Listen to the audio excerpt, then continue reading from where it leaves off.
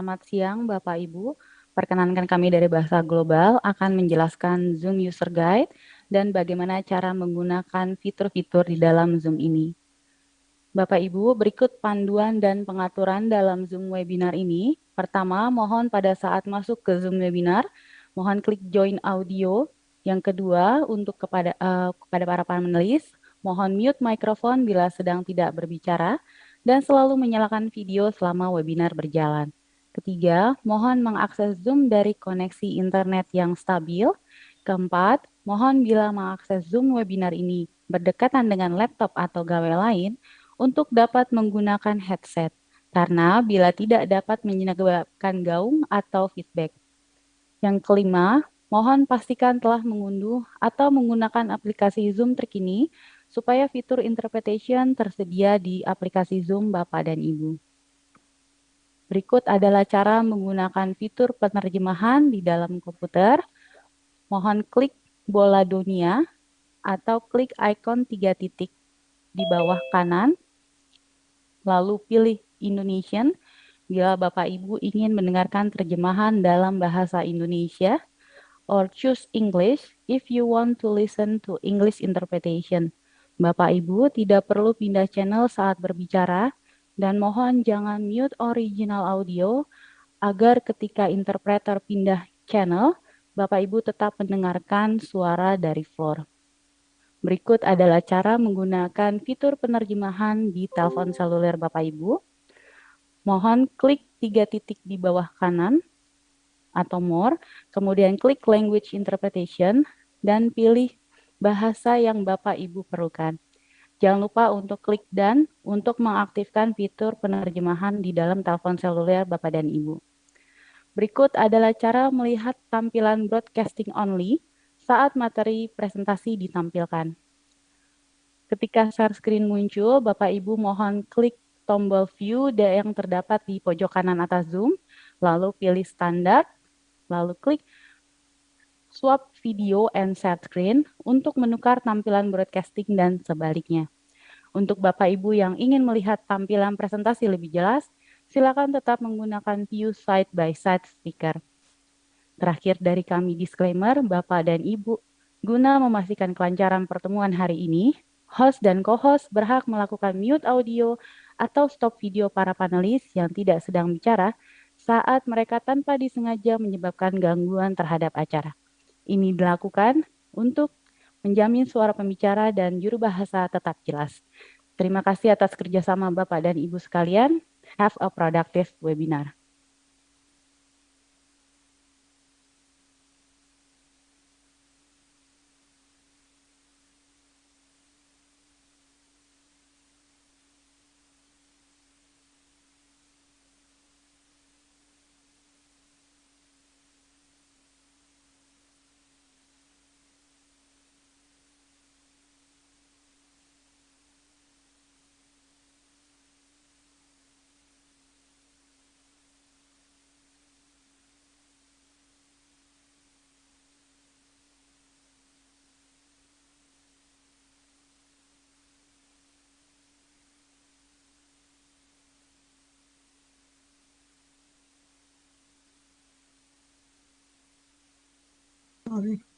Hello, good afternoon, everyone.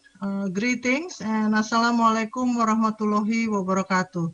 Welcome to this very important afternoon session, the launching of the report on the state of English as a medium of instruction in higher education institutions in Indonesia.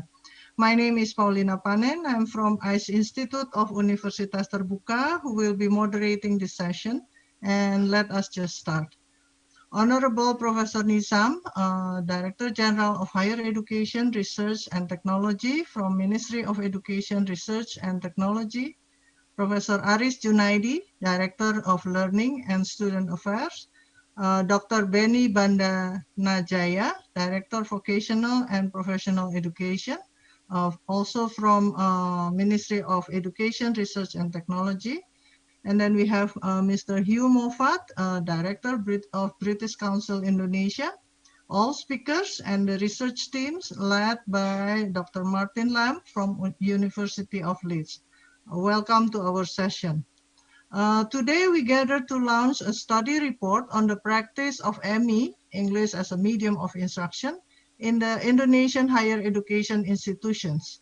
EMI is relatively new practice in Indonesia, and I believe a better understanding on how EMI is being implemented is very important. Therefore, a study has been commissioned in 2019 to investigate the policy and practice of EMI within the higher education sector in Indonesia.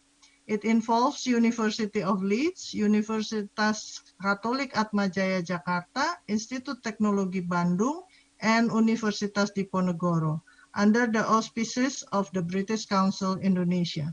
And now we are delighted to know that the study has been completed and ready to be launched. Let us first welcome Mr. Hugh Moffat, Director of the British Council Indonesia, to give welcoming remarks to this launching event.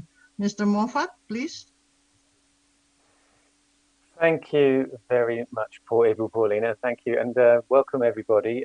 Firstly, just to say, the situation obviously in Indonesia must be very worrying for all of us, for all of you, and I really appreciate the fact that we're all gathered here today and we're all still working despite those challenges. So I recognise putting an event like this in this situation is very, very challenging. So thank you very much for your time, but just to acknowledge that and all the hard work that everyone is doing, working from home, or wherever they may be working to make this sort of event happen. So firstly, just to say that, and thank you very much. Professor Nizam, Professor Aris Junaidi, Dr. Beni Bandana Jaya, and all of those within the Ministry of Education, thank you very much for your continued support for this process, which has been going on since 2019. Of course, the pandemic has arrived and has disrupted so many things, but I'm delighted to see that the report is where it is and has now been produced in partnership with the Ministry of Education and with the very strong support of Professor Nizam. So we really appreciate that, and thank you so much. Of course, to Pauline and all the speakers, to Ibu Maria, Ibu Silawati, Colm, and Dr. Harry, all of you who will be speaking today, thank you for your presentations. I'm sure it's going to give us that context for the report. And as I say, the report will be available for download for later. But mainly thank you to the research team led by Martin Lamb from Leeds, with the support from Universitas Atmajaya, ITB, and Undip Semarang, all of whom, again, as I say, it's been a long process, but a process which I think is reflective of the nature of and the importance of getting it right and understanding the context of English in Indonesia and how that might support higher education. Across East Asia, over the last 20 years, ministries have identified that internationalization is critical for quality and competitiveness in higher education, and that English is a tool for teaching and learning non-language related subjects such as engineering. These are key issues that we're all facing, and how best can we do that? And the risk of not doing it well does have impact. We know that, and we can see that. We have evidence of that. And understanding how to do so is what this report is all about, is understanding the context of Indonesia and some of the issues and challenges that we all face as the UK in support of Indonesia, and as Indonesia as it attempts to work and develop more its international ambitions. And those ambitions are very clear. We can see that commitment to internationalization. It's something the UK is very keen to support.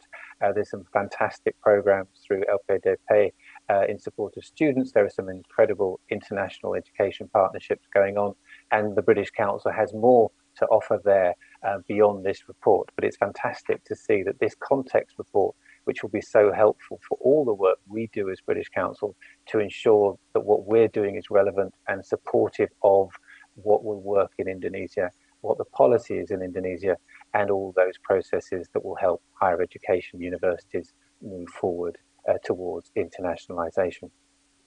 So there's a huge thanks to Professor Nizam and Kendik Pud for all their support in getting us to this point. It's fantastic to have this launch, and the launch is really an idea of starting something here that will continue, a dialogue, a discussion, because it is that dialogue that we need, because all the universities have different processes and procedures, may have different approaches to EMI, And these are some of the points that will be coming across from those who know much more about the subject than I do, the professionals and the experts on this panel, who will give you a very broad perspective and something to think about. But it's also something for all of us to work with in the coming years as we look to internationalize and, from the UK side, support as best we can.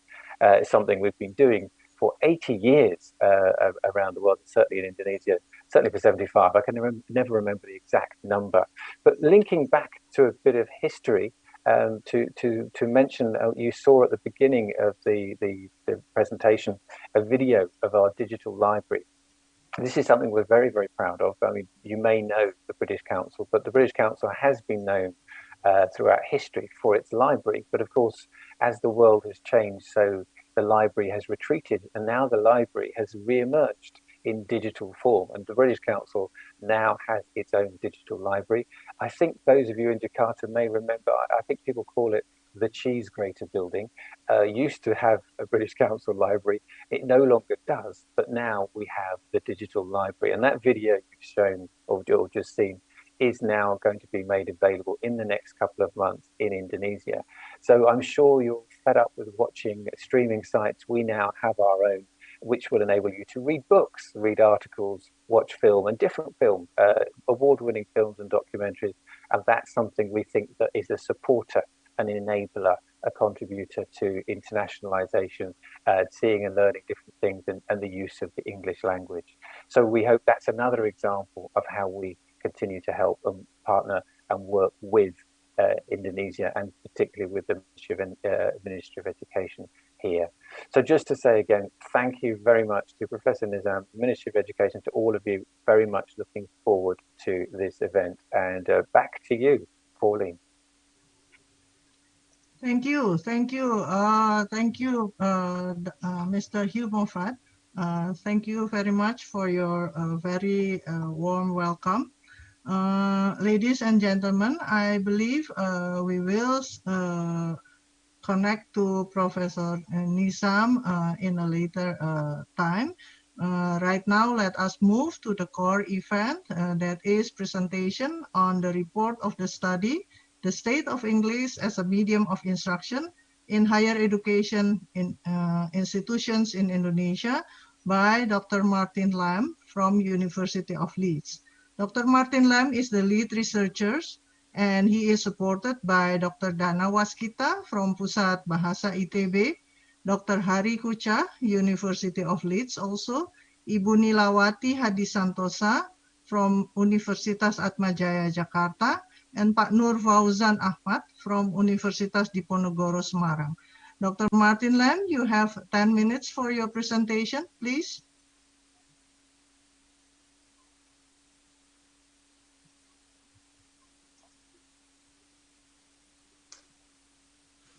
Thank you very much, Bu Paulina, and thank you, Hugh, and the British Council for inviting us here today to join this launch event.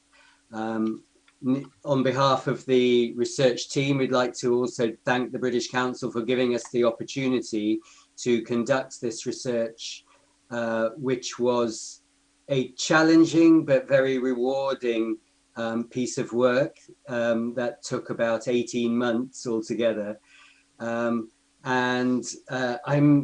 The report will be in the public domain very soon. I know that some of you will have already seen it and perhaps read the executive summary or the summary of findings. So I'm going to use my 10 minutes here now just to focus on our recommendations and just to explain some of the evidence and the reasoning that lie behind those recommendations. So I think looking back at at the data that we generated in 2019, there were two overriding impressions that struck the research team. On the one hand, there was a tremendous enthusiasm for EMI, for English medium instruction, in many of our respondents. So lecturers who told us they really enjoyed teaching in English, university managers who were proud of the new international collaborations that their university was engaged in, and students who were proud to be involved in international programs and to be studying in an international language. And EMI is clearly spreading very quickly throughout Indonesian higher education in a largely bottom-up way. That was the impression we gained in 2019. As a result, it's spreading as a result of enthusiasm from individual lecturers, faculty deans, or vice rectors.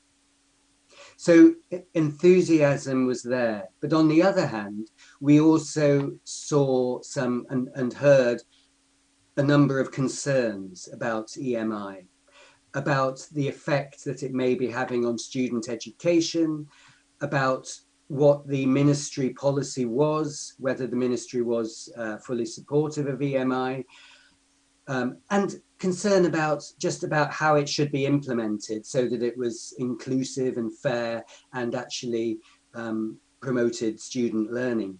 And we share these concerns because although we saw evidence of EMI working very well, we did also see some evidence of situations where it didn't seem to be working so well, where students didn't seem to be understanding what they were being taught, or where the instructor was having to simplify the content of their lectures so that students could understand, or was relying on pre-prepared PowerPoint slides in English, and there was very little spontaneous interaction with the students.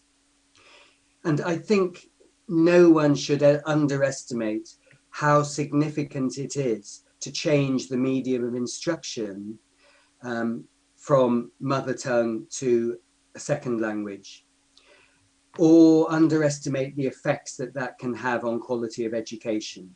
And of course, we know there is plenty of evidence from around the world about the damage that that can do. So it's because of both, on the one hand, the enthusiasm for EMI, alongside concerns for quality, that we made our first recommendation. And this was for a quasi-official body to be set up in the ministry, with responsibility for, among other things, providing training for new EMI teachers, monitoring standards, researching processes and outcomes of EMI. When we were conducting the research, there was still uncertainty about what the ministry position was on internationalization and EMI. Obviously, since then, there's the new Campus Merdeka policy, and the ministry position may well be much clearer now. And it may also have be a catalyst for even more rapid growth of EMI. And we feel that definitely does need careful monitoring.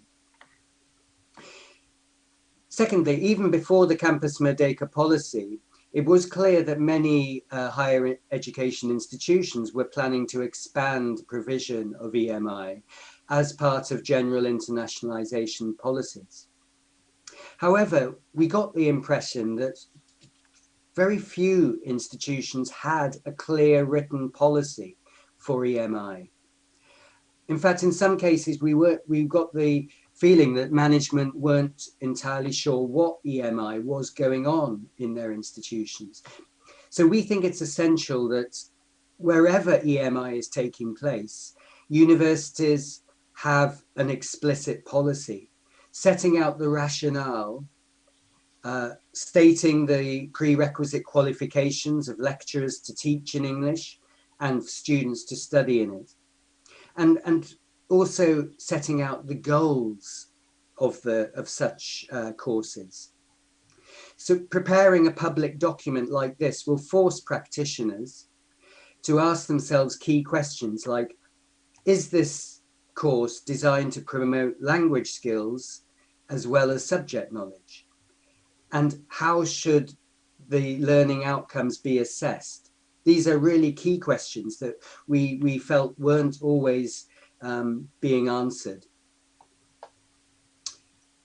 one of the key decisions will be for one of the key decisions for universities will be about standards of English, because EMI can only work effectively when students have adequate competence in English.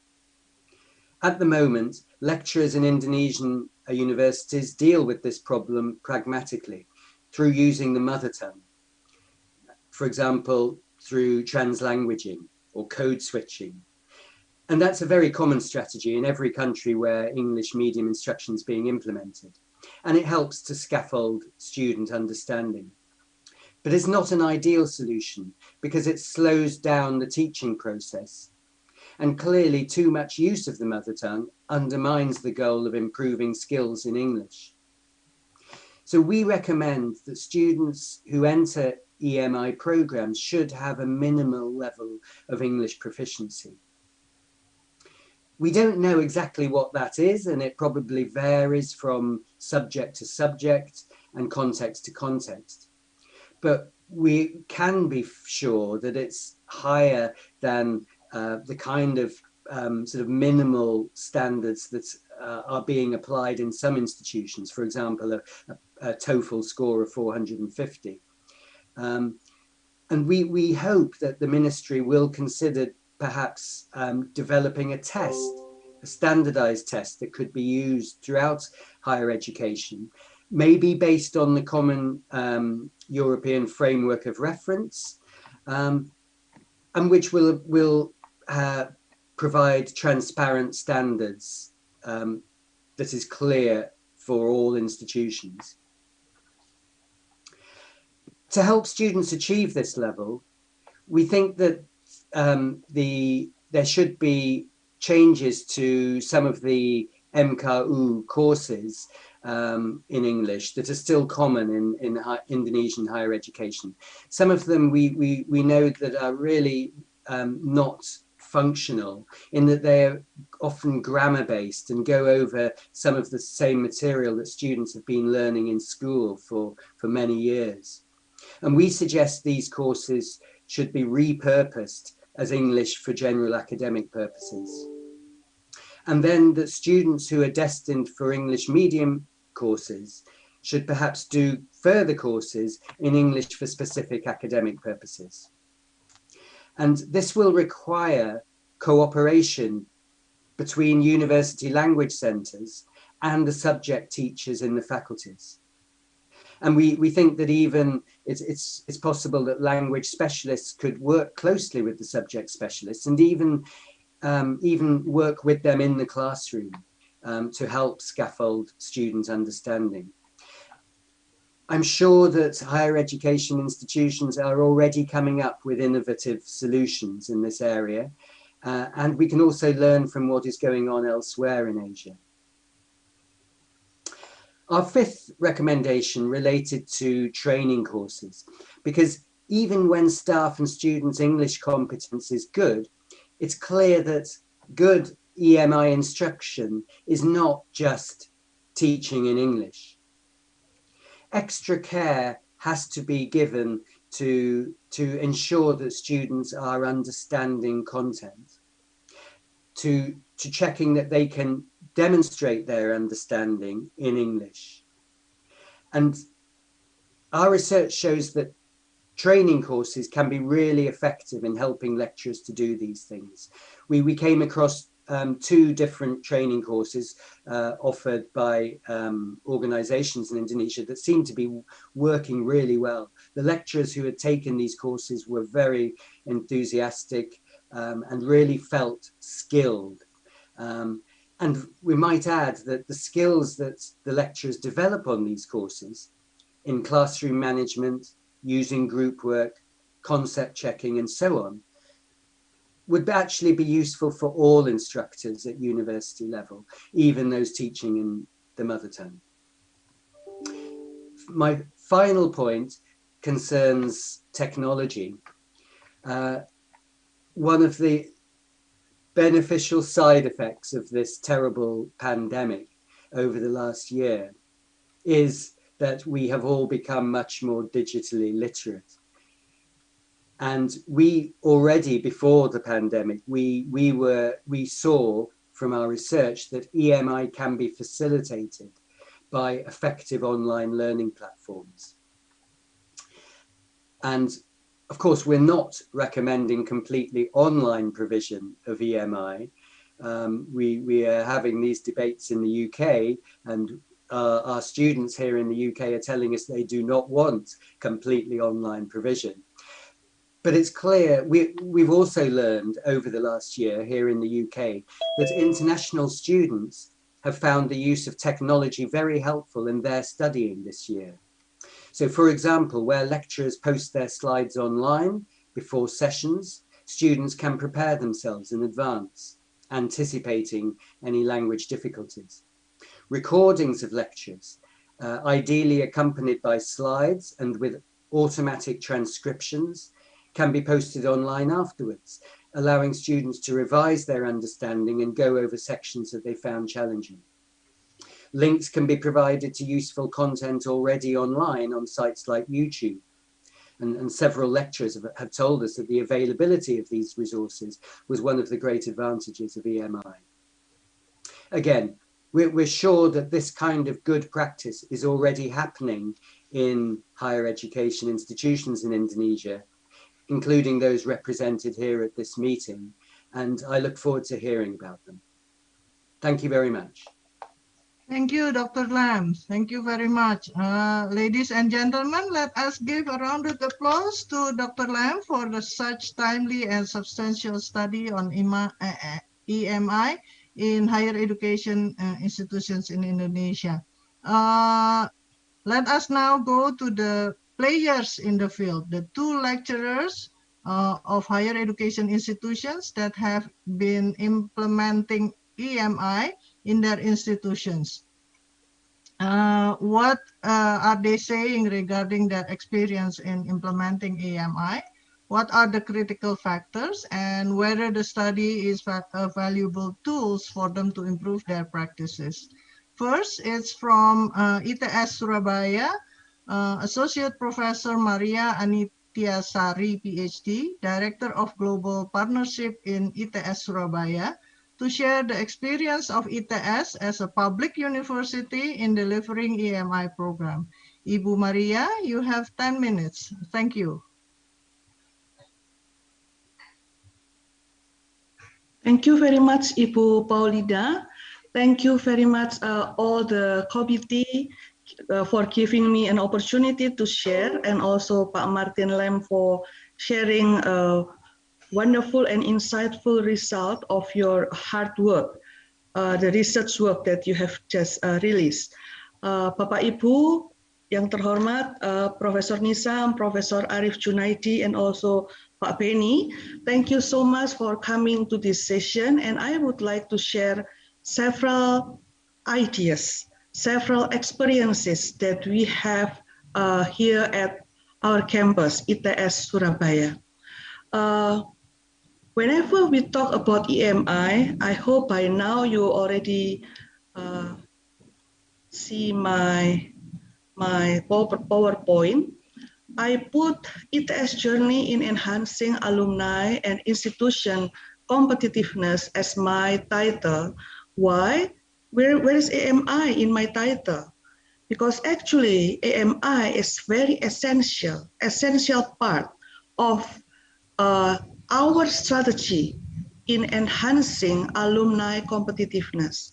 Whenever I talk about EMI, it always brings me back to 10 years ago, 2012, when I was firstly assigned as the Director of International Office for International Global Engagement, the name by now. And at the beginning of 2012, I was asked, what is internationalization? Why we have to work on internationalization? What is global reputation? Why we have to bother? Where should we start? What to do? Nothing. I mean, like, there is no clue. There is no guidance to which direction we have to work toward. And then what actually need to be aimed After a lot of reflection, focus group discussion, and observation, for sure, we figure out that actually the core of internationalization, the core of why we have to work towards global reputation is about striving for dignified equality. That's what we define the vision of our internationalization. Memperjuangkan kesetaraan yang bermartabat. Why, Bapak Ibu? Why we have to strive for dignified equality? Why we have to memperjuangkan kesetaraan yang bermartabat? In 2012, Bapak Ibu, we still in the process of globalization and ASEAN Economic Community still on the way to be fully implemented. So when my rector called me and gave me assignment as the director of international office, my rector said, please think how to anticipate the need for global market. And suddenly I realized that during the global market, all doors, all wall will be open, will be free flow of skilled worker, free flow of product and services, free flow of investment and so on. And the world market, the job market becomes so open. And it is a bit scary, honestly. I have to say it is a scary situation, especially if our student, if our alumni not ready to get into a fair situation in the global market. We know that other countries already prepare a lot of things. We know that in many countries, they pursue the internationalization, the English proficiency, education, English program most intensively than Indonesia. Suddenly I realized that if, for example, engineers, scientists that produce by our campus stand together with other young people from different countries, and then they start talking and they start discussing and they start solving problem, and then their language ability become barrier. I cannot imagine if the bright student, the bright Indonesian scholar cannot pursue their best, cannot achieve their dream just because they don't have language skill. It is not fair. Therefore, since 2012, we are thinking we have to work hard to make the opportunity for every single Indonesian equal with other young people from different countries, from developed countries, from advanced countries, and they have to stand firmly in the global market. Because of that reason, Bapak Ibu, because of this reason, we are thinking how to connect internationalization and nationalism. In our campus, internationalization and EMI later on, not created just to create, I'm very sorry to say, but higher tuition fee, for example, and then high-class student, exclusivity. No, we don't want to do that. But we want our students, 22,000 of ITS students, no matter their background, no matter their economic situation, all of them will have same opportunity to pursue their dream. So that's become our research. We are thinking about how to produce good alumni, how to produce global competitiveness of alumni. We need high quality of learning process. We need high quality of lecturer. We need high quality of facilities, services, and language and communication skill. From where we should start? We have to start from every angle that we can reach. So not just by training students and then providing them with higher tuition fees so they can pay more and give income to the university. Not like that, but we need to make AMI class affordable. We create AMI class to give opportunity for our students to know the term discussed in the global world using global term. English is the global language, so we need our students to know good English to be able to express themselves in the good language, to be able to articulate their idea, agreement or disagreement in a good way. So we try to create EMI class, not only for our students to know the standard of language used in their field, but also by having EMI class, we will be able to invite international students to come. And when international students to come and cross-cultural communication will be happening. Ibu, That means our student. Maria, excuse me. You have 1 more minute, please. Yeah, our student will be more confident to get into global world. So this is our journey with AMI. We are doing a lot of training. More than 300 lecturers were trained. More than 20 departments at 7 faculties, and up to now, we are still working very hard to achieve that dream, because we know that the homework are still plenty.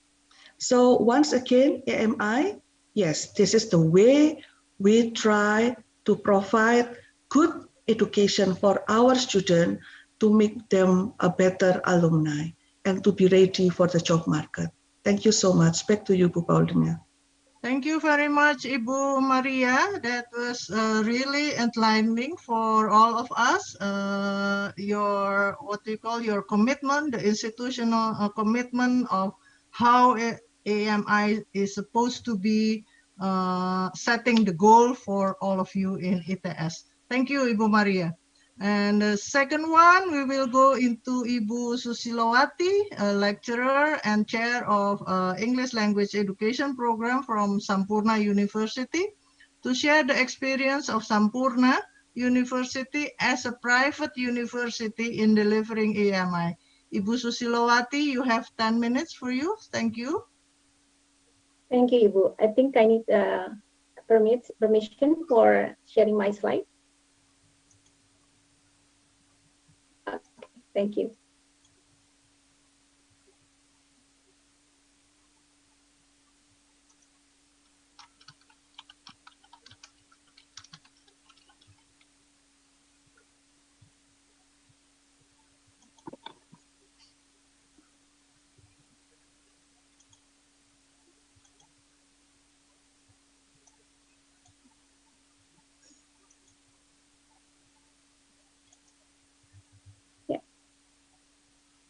Thank you.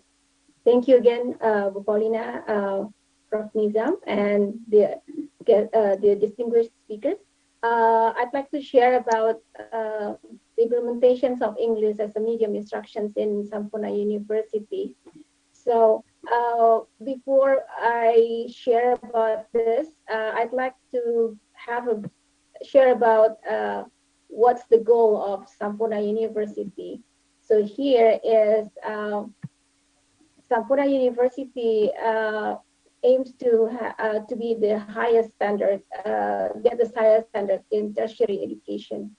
And then the programs are designed to accommodate seamless transfer to most universities in the United States, as we provide general education. And the aim for this general education courses is to serve as foundation to cultivate the 21st century skills, and then also to strengthen the multiliteracy skills and interdisciplinary approach. So having these goals, we try to come up with a selection process. We have what we call PERT, sorry. This is stands for Post-Secondary Education Readiness Test. This is one of the tests that we adopt from one of the states in the United States. which is Florida. And this test aim for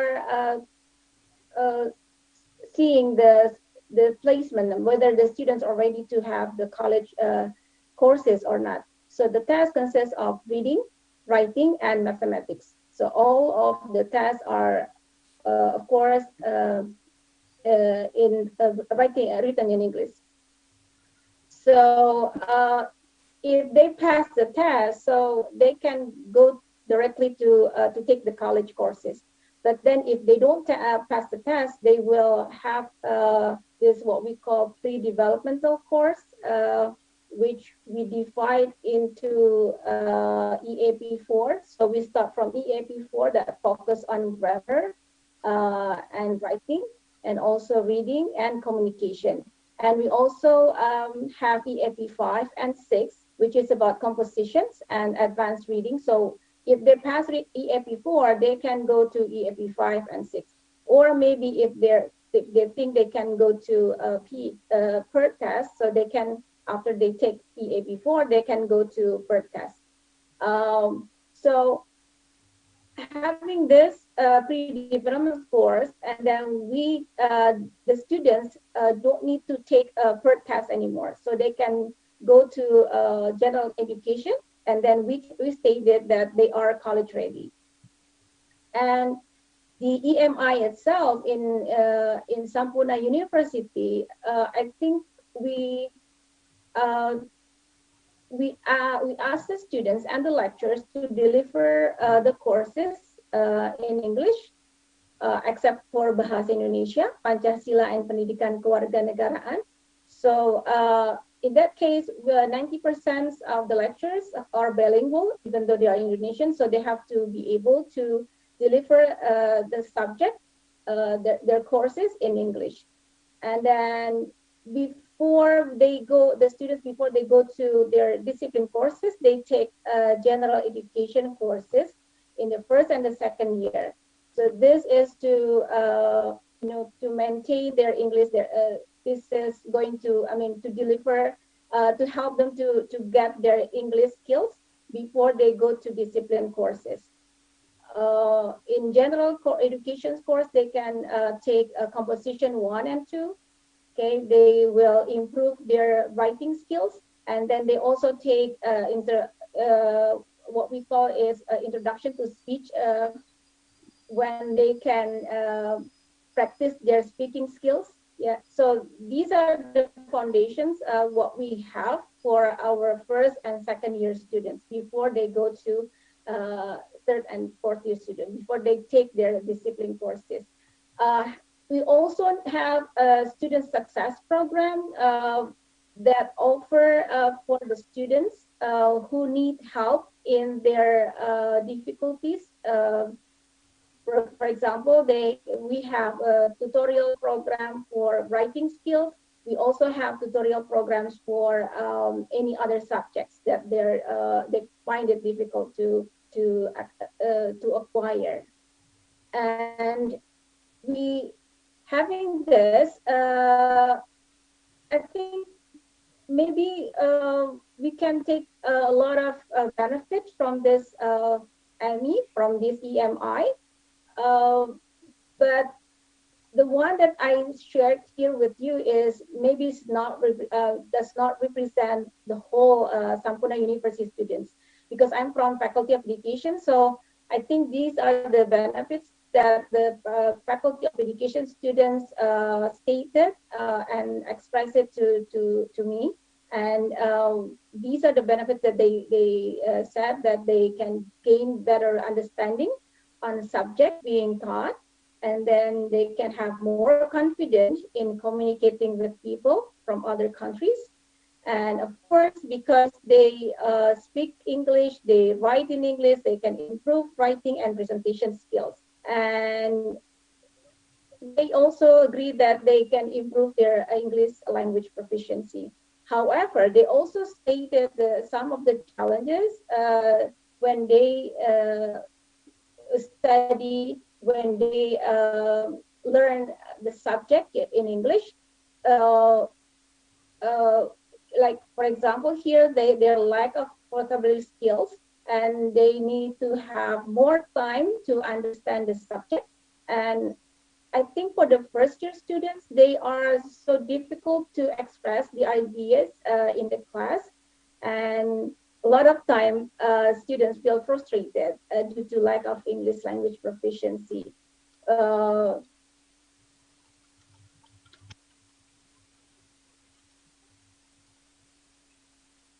So having the programs that we can have, that the Sampurna University can do for them to help them improve, to help them success in their study.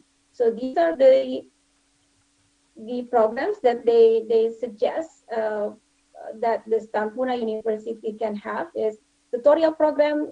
We have it already, and then we also in some courses we do some extensive and listening, extensive reading and listening program. And then we also have a study group, which we call it like a buddy, learning buddy. And in Faculty of Education, we also have like fun English programs such as Lingua Plaza, when the students can express their ideas, that express their, practice their English skills in a fun way. So they want to have a fun English program. So we provide this with Lingua Plaza. And then I think for the senior year students, they want to have like 1 day 1 article program, because they're preparing themselves to write a capstone. They need to be able to write scientific paper. So they want to know, to understand how to understand the journal, how to comprehend or how to write scientific paper better. And of course, they want to have more exposure to English outside the classroom. So one of the program that we have is like Wednesday English Day, something like that on Wednesday. And then in official program, we also ask the students and the lecturers to speak in English. So I think English is spoken in Sampurna University, and all the lecturers and the students are encouraged, and maybe this is one of the policy of Sampurna University, that the students and the lecturers have to have English as their medium of instructions. I think that's what I'd like to share, Bu Paulina. Thank you, Ibu Susi. Thank you very much, Ibu Susi, for your insightful experience. Ladies and gentlemen, we will go into our the presentation from the Director of English Education and Society of the British Council Indonesia, Mr. Colm Downes. Mr. Downes will share what British Council is currently and planning to do in the area of EMI and English in general in Indonesia and also in other countries. So please welcome Mr. Colm Downes. You have also 10 minutes. Okay. Thank you very much, Ibu Paulina, and thank you very much to all of the speakers today. On behalf of the British Council, I'd just like to again reiterate our country director, Hugh Moffat's words, and thank the Ministry of Education and Culture for their partnership in this important research, and the research team who've conducted it, both our expert academics from Leeds University in the UK. We're delighted that we have Professor Hari Kucha and Martin Lam with us today, and our Indonesian academics as well. It's a very, very important report that is being launched today. I hope everybody reads it, not just the executive summary, but the whole report and the detailed recommendations that Martin outlined earlier in today's launch event. I'm going to spend a little bit of time talking about the British Council's position, or evolving position, I should say, because it's a complicated area, on English medium education. And then I'll share a few updates on current activity, including a global mapping bit of work that we're doing. And I will be comparing some of the initial findings from that with the recommendations in our Indonesia report. And I will finish with a few tentative suggestions for what we might collectively do next as a future step. I'm going to share a slide or two, so hopefully you'll be able to see my screen. Let me pull this up. Back. Can you see my slide, Paulina? Yes, yes, Pak Daunas. Okay, so this is a screenshot of a website, British Council website. If you use that link, EME_BC, you'll find it, or if you simply search for British Council English Medium Education, you will get to our website. Our Indonesia report will be there very soon. It's already on our British Council Indonesia website, but it will soon be on our global website. And this is where we outline our own evolving position and put all of our global research papers in one place. What I would say about the British Council's position on EME is, well, first of all, we feel as an organization that there is insufficient research to currently have a set global position. At the moment, we have what we would say is an evolving position or perspectives, allowing for sort of a more nuanced response grounded in specific contextual scenarios. And this is by means to say that we do not 100% blanket, like endorse English medium education or instruction. Obviously, as the previous speakers have outlined, if English medium instruction is done badly, it can have seriously negative effects on learning outcomes for those students. So we do not want to endorse poor policy or poor implementation. But the British Council certainly does want to promote quality and successful learning outcomes through EME. So we're very keen to identify what are the key ingredients for EME or EMI programs to ensure that learning outcomes are not negatively impacted. In fact, that they may even be enhanced and that students will have better learning outcomes. The second point I wanted to draw your attention to, and this is a relatively new development, is you may note that our British Council website says English medium in higher education. We talk now in terms of EME rather than EMI. And one of the reasons for this use of EME, English medium education, is that we think really it should be, it's not just the language of instruction, but it is something that is holistic. It is all elements of a learning system. So, for example, if you're at an institutional level, a transition to English medium education should involve, we believe, all aspects of campus life, from administration to support structures, to curriculum assessment and professional development. You can't just have EMI, the language of instruction, and, for example, have local languages used for assessing students at the end of that course.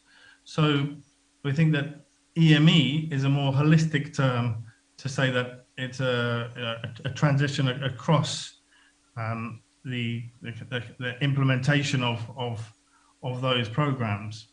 The next thing I wanted to say about the British Council's position is that we, as an organization, embrace multilingualism. And we highly respect and place a lot of importance on all languages, and there should be support for all languages, and that internationalization doesn't only apply to English. We know that English is probably the most common lingua franca for international courses, but there are many examples and good examples of international courses in countries where English is not the medium of instruction. and that other countries are using different language. In Germany, in Japan, you can find plenty of courses where students are, international courses where students have to do those courses in those languages. And there's no reason why Indonesia shouldn't have an ambitious strategy to have international courses in Bahasa Indonesian and have students from around the world, and especially students from ASEAN countries, come and study in Bahasa Indonesian as well. So embracing multilingualism is a big part of our position. Internationalization through language, not just English. Another core belief of ours is that policy, good policy in education systems, needs to be driven both top down and bottom up.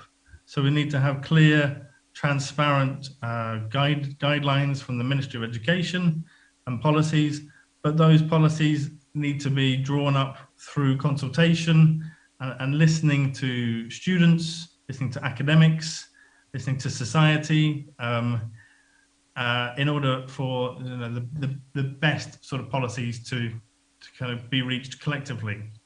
And obviously institutions, and I think this report that Martin and the team have put together, it highlights the need for higher education institutions to clearly outline the reasons and the rationale behind their EMI programs.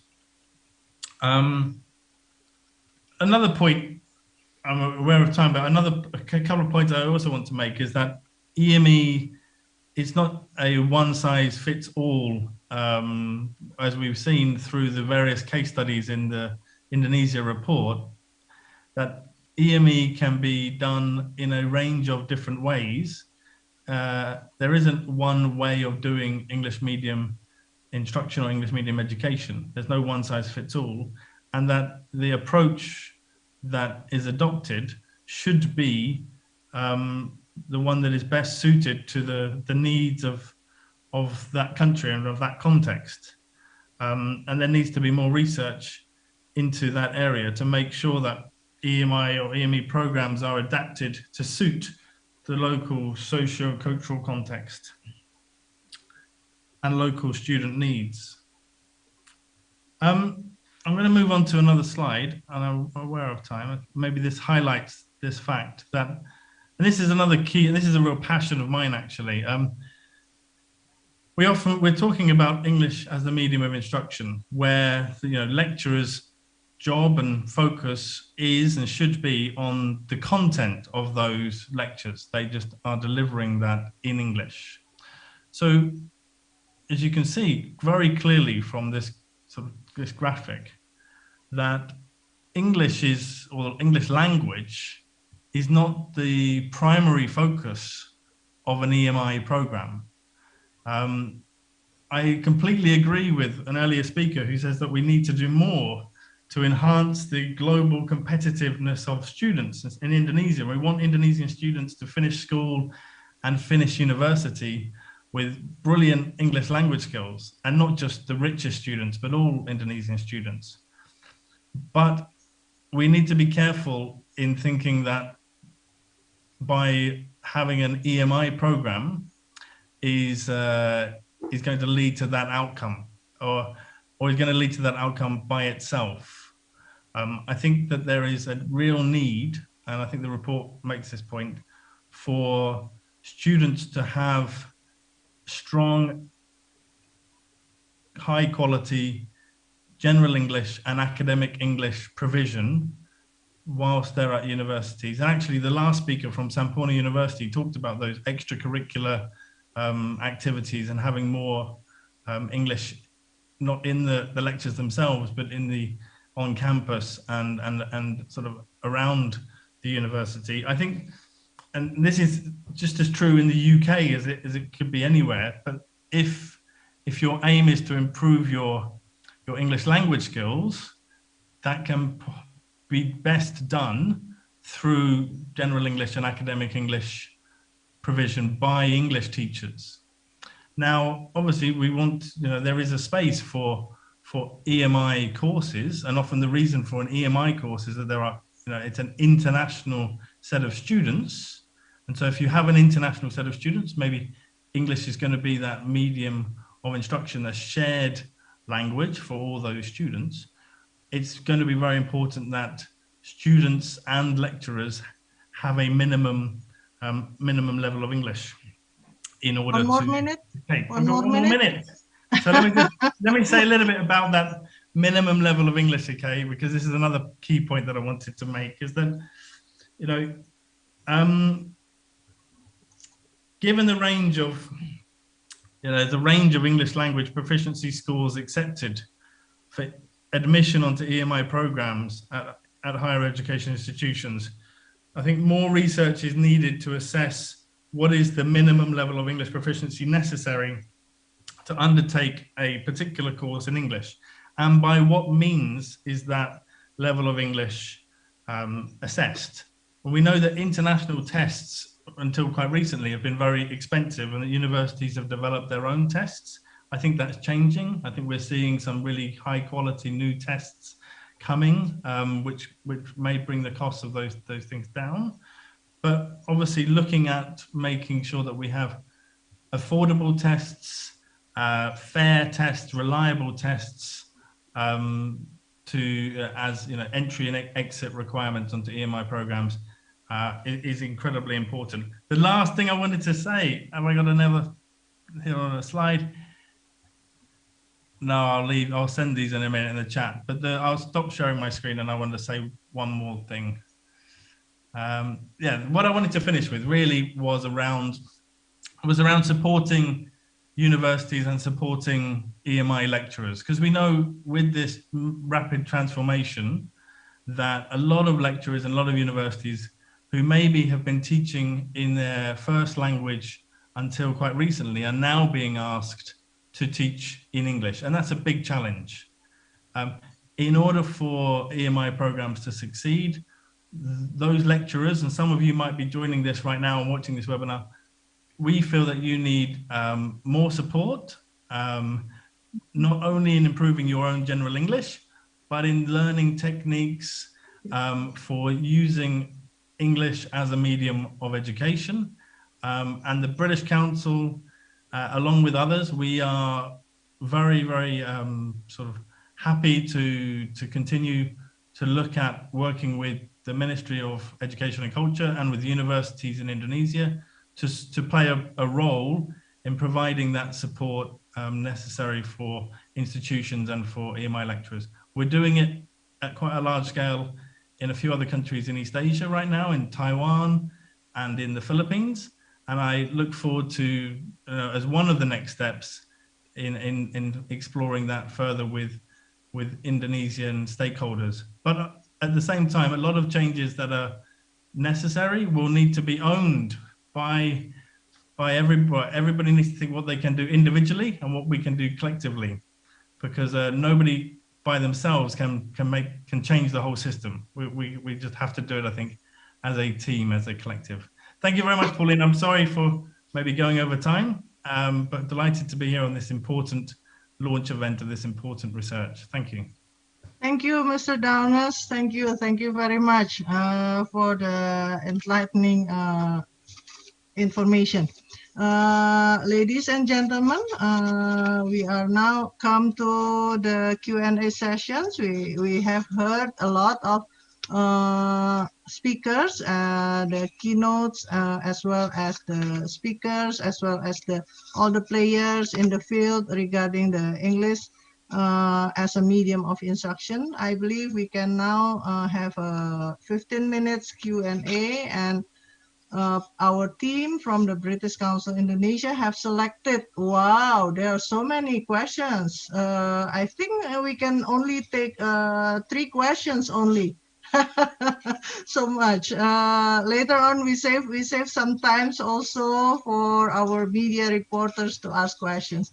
Okay, please, number 1, the panelists presenting their experiences are from large public and private universities with comparatively large resources. Did the study also include experiences, problem faced by smaller private university with limited resources? If it did, what recommendation could you give to either the government or the smaller universities regarding implementation of EMI? I believe this will be for what do you call Pa Martin. Are you still there, Dr. Martin Lam? Yes, I am. Yes. Could you share your thought on this? Yes, thank you for the question. Our research did generate data from both very large and prestigious institutions, and also from smaller and less well-resourced institutions. And we found that some of these smaller private universities were very keen to promote EMI. To be honest, I think our recommendations, though, would be the same for whether an institution is large or small, to focus on quality, to try to ensure that any EMI or EME that goes on is conducted well. And that means working out why you're doing it in the first place. What is the purpose of the course? And then, as I mentioned in my talk earlier, about what are the prerequisite standards that should be applied for students joining the program in terms of their English, and lecturers. What standards of English and what skills do they need to do it well? I think this applies to any institution that is considering introducing EMI. Thank you, Dr. Martin. Can we go into the second one? Yes. Considering English is a foreign language in Indonesia, even in an English course, they, teacher and student, do not use English fully in the class. So from which point or step that the EMI program will be started to be implemented in Indonesia? How long will it take times to completely be implemented in Indonesia? I would like to invite Ibu Maria to answer this. Okay, thank you, Ibu Paulina. Bapak Ibu, thank you for the question. It is actually lack of awareness that causing this situation. We have experience in ITS when students do not understand, even though they are in international program, but they do not understand why they have to be there. They still use bahasa. If they use English because they don't want to, feel, oh, I pay more, why should I use Indonesian? But not because of the awareness, sincere understanding. But in the regular program, for example, one student understand this is for your future, you have to be competitive, you have to be able to get into global market, and then they push themselves to consistently using English. And also for the teacher, as long as if they understand the purpose, the big goal, the vision of why we have to use this language, why we have to be more work harder to make this happen. If the awareness is there, every door will be open. So I believe that we have to work on awareness. That's the fundamental thing. Thank you, Ibu Maria. Thank you, Ibu Maria. Can we go into the third questions, please? Okay. Adopting and even adapting CE-IFR in the field of ELT in Indonesian higher educations, both academic and vocational types, has been one of my concern and interest. Would you suggest one way the Indonesian MOE and Research and Technology and British Council can go hand in hand to work on these goals? I believe this will go into Pak Downes. Hello. I'm on mute, sorry. Thank you very much for the question. I'm glad I got this question. I hope we can invite Dr. Harry Kucha at some point to answer his reflections on any of these questions. because we're very lucky to have Harry with us as well at the end. But just on this specific question, okay, I could say so much about this. One is the CEFR is being used globally, extensively in Southeast Asia by schools and by universities, by ministries, different ministries. It's growing. It's almost like a phenomenon. And I feel a little bit like Indonesia is being left behind because there's a lack of awareness about the CEFR. And I think more can be done to use the CEFR levels in Indonesia. This doesn't necessarily mean that we have to take the CEFR international framework from the way it is written in Europe without any contextualization or adaptation for what might be appropriate for Indonesia or for Southeast Asia. I think that we can certainly work together with assessment experts, both Indonesian and international experts, to look at creating, adapting the CEFR band indicators and framework into a version that is contextually appropriate for Indonesian higher education institutions. But what I think it will be useful about it is the outcome of this will be that you will have bands. Students will know what their level of English is. I know it's an A2 or a B1 or a B2, and that is the same level that everybody else will know whether they need to get those bands in order to get a visa or get accepted onto an overseas program, like there's this new campus Merdeka program that the ministry has set up, which is fantastic. You'll have something to aim for.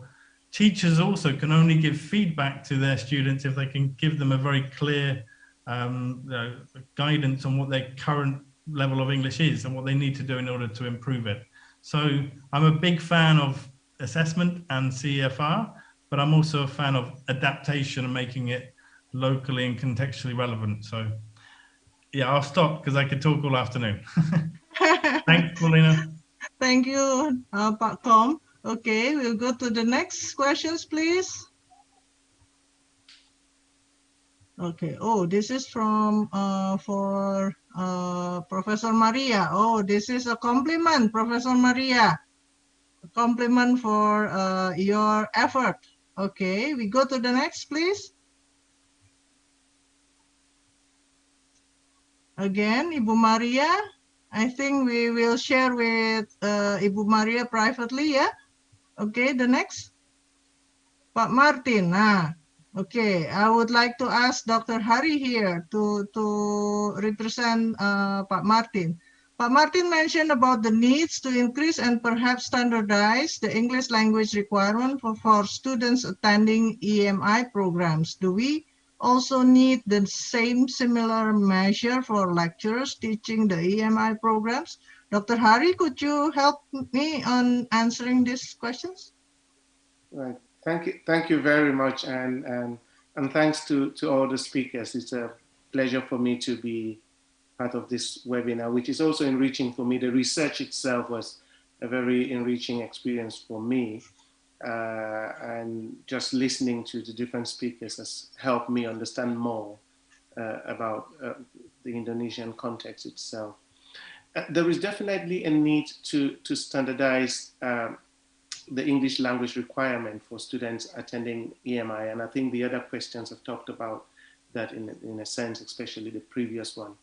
However, I wanted to start from the basis, and I think Colm did that in his presentation, that EMI is not just about English language, because there are other ways and better ways of learning English language, especially academic English or English for specific degree programs, which are better than EMI itself. EMI is more about content, and the literature on EMI and places where there is some degree of success with EMI recognize the multilingual repertoire of students and what their multilingual knowledge brings to the EMI classroom. So while there would definitely be a certain measure of English language required for being part of an EMI program, I think it's important to remember that EMI is not just about language. In fact, it is primarily about content, and that multilingual practices would work really well in the EMI classroom. A second thing would be for the teachers, of course. Teachers need to have a good level of English language to be able to have the confidence to teach through the medium of English, because we often just look at the technical aspects of language, but there's also the personal issue. Is the teacher confident enough? Can they engage in a free conversation without having to rely on a scripted slides for their teaching? So I think their language, the baseline needs to be set for language, but also, and more importantly, for the pedagogy of teaching through EMI. Thank you, Dr. Hari. Shall we go to the next questions, please?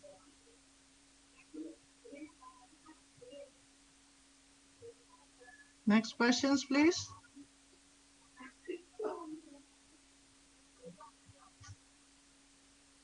Is this the next questions? Okay. I would like to invite Ibu Susi to make comment on this. According to the report, is there any connection between the use of EMI and the existence of internationalization strategy in certain higher education? What is the goal of the EMI commonly found in the field? Thank you. I believe you can highlight the Sampurna Foundation experience on this. Please, Ibu Susi. Thank you, Ibu. Yeah, I think I like to go back, way in 2009 when Sampurna Foundation established Sampurna School of Education. At that time, there was struggle happen, Bapak Ibu, because we don't have, now we have in Sampurna University, we have what we call PE test. But then, back then, we only have like what we call placement test. And the placement test was developed by the lecturers, the English lecturers. And but then we have what we call, enhancements program, English enhancement programs, which is 9 credits. We offer this for students in the first year. And then because they came from in Indonesia, the context is EFL, and then they have to go to first language education, first language English. So it's quite a big leap between EFL context to EFLE context. So we kind of push all the students and the lecturers to use English, even though it's not perfect. But then, practice makes better. Practice makes progress. So this is what we have when we had this Sampurna School of Education. And then now in Sampurna University, because we have standardized test, which is PERT, and then we make sure that the students are ready for college courses. If they're not ready, so we have to, prepare them with the pre-development course.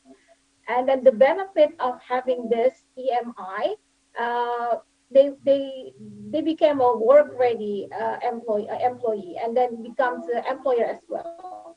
So they get some, a lot of benefits on having EMI, not only for the workplace, but also, building that network in the world.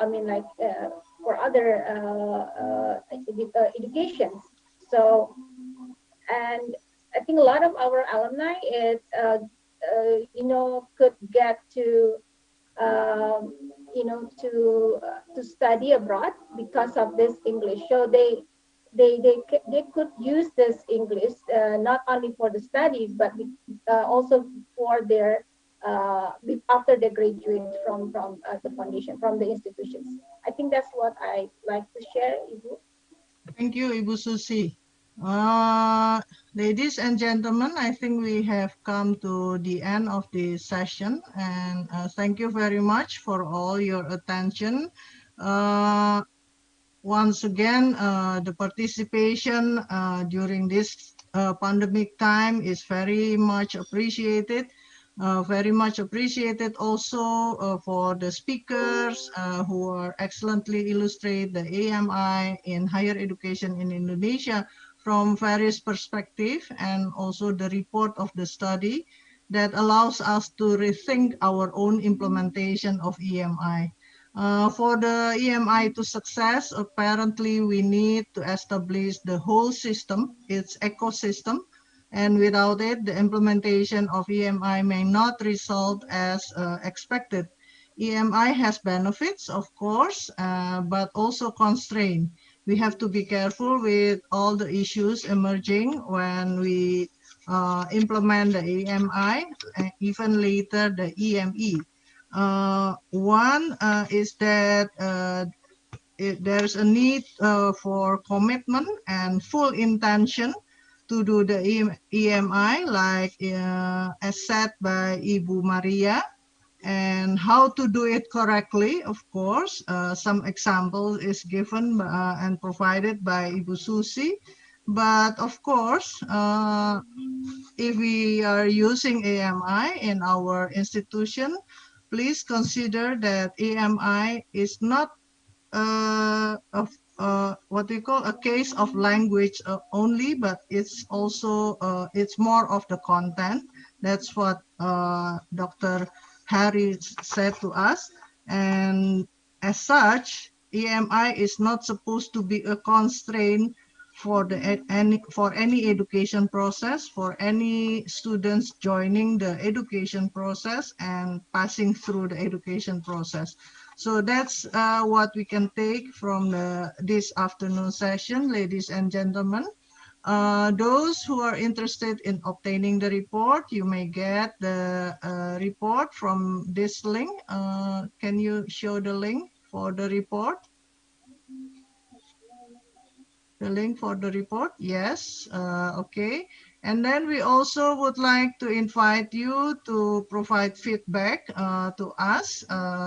Perhaps you can share what are the 2 recommendations among the 6 provided by Dr. Martin just now that you can do in your own EMI implementation.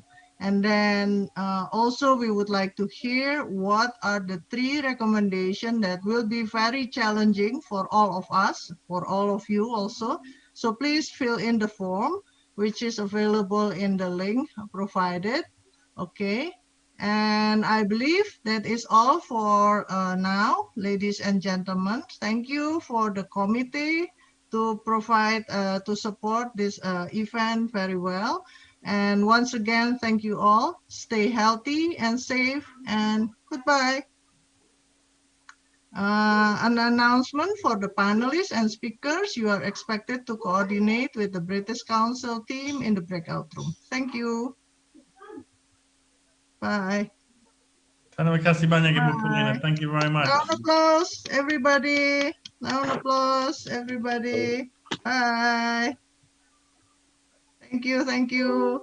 Thank you, Bu Paulina. Wonderful, wonderful arrangement. Thank you. How about